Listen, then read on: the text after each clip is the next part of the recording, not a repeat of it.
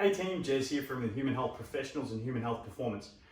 What I'm going to teach you today is how to do a dumbbell hamstring curl. And I think this is such a cool exercise because we do not ever need all these fancy machines that we find at a gym. We can always do it with free weights, which is always a lot better because you have to have a lot more control.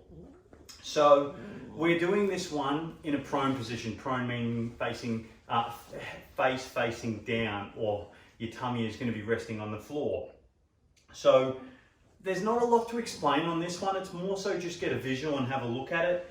The main thing is when we're curling up or our heels are coming towards our buttocks is make sure your hips are as flat on the ground as possible so that we're not putting any pressure into the back and we're keeping all the tension in the hamstrings. You will feel the calves work a little bit on this too. You may feel the glutes also, but really this is an isolation exercise for those hamstrings.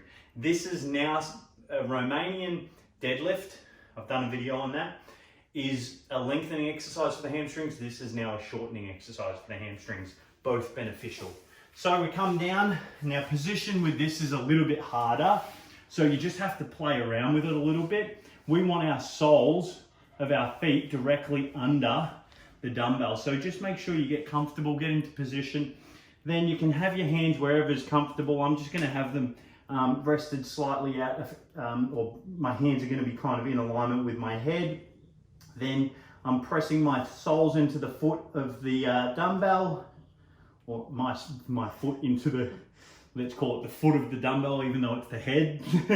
And then squeeze my glutes, push my hips down, and then I'm going to pick it up, curl my butt towards my, curl my feet towards my butt, and then slowly extend back out to the start position. You can either put it all the way down or you can just slightly keep it off the ground to keep those hamstrings on tension.